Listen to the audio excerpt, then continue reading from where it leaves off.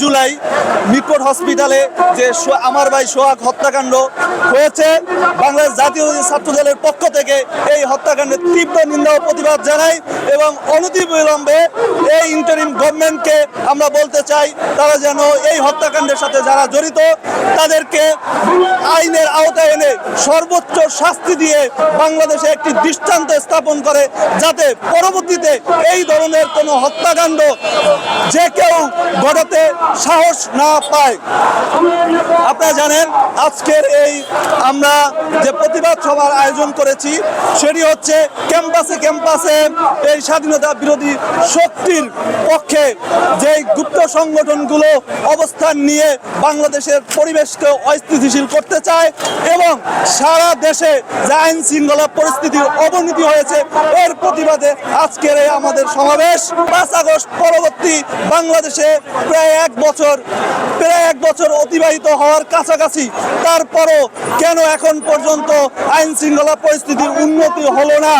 এই interim government তারা দায়িত্বে আছে, তাদের উচিত ছিল এই নতুন বাংলাদেশের আইন শৃঙ্খলা পরিস্থিতি উন্নতি করা, যাতে যে কোনো ধরনের অন্যায় অপবাদে এদেশের যে কোনো সন্ত্রাসীরা যে কোনো কর্মকাণ্ডে জড়াতে সাহস না পায়। কিন্তু তারা কিন্তু সম্পূর্ণভাবে আইন শৃঙ্খলা পরিস্থিতি উন্নতি করতে ব্যর্থ হয়েছে।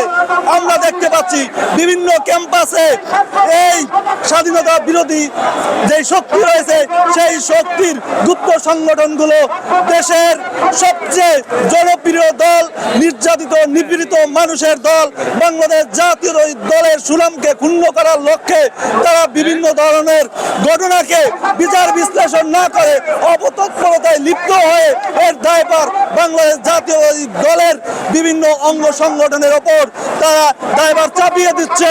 আমরা লক্ষ্যে বাংলাদেশ জাতীয় দল বিএনপির ভারপ্রাপ্ত চেয়ারম্যান আগামীর সম্ভাবনাময়ী রাষ্ট্রনায়ক দেশনায়ক তারেক রহমানের সুনামকে ক্ষুণ্ণ করার লক্ষ্যে এই স্বাধীনতা বিরোধী শক্তি তার সুনামকে ক্ষুণ্ণ করার লক্ষ্যে এই ঘটনার দায়ভার তার ওপর চাপিয়ে দিতে চায়। আমরা এর তীব্র নিন্দা ও প্রতিবাদ জানাই। আপনারা জানেন এই জুলাই মাসের শেষ দিকে এবং আগস্ট মাসের শুরুর দিকে ভারপ্রাপ্ত চেয়ারম্যান দেশনায়ক তারেক রহমানের 17 বছর পরে বাংলাদেশে প্রত্যাবর্তন হওয়ার একটি সম্ভাবনা তৈরি হয়েছিল।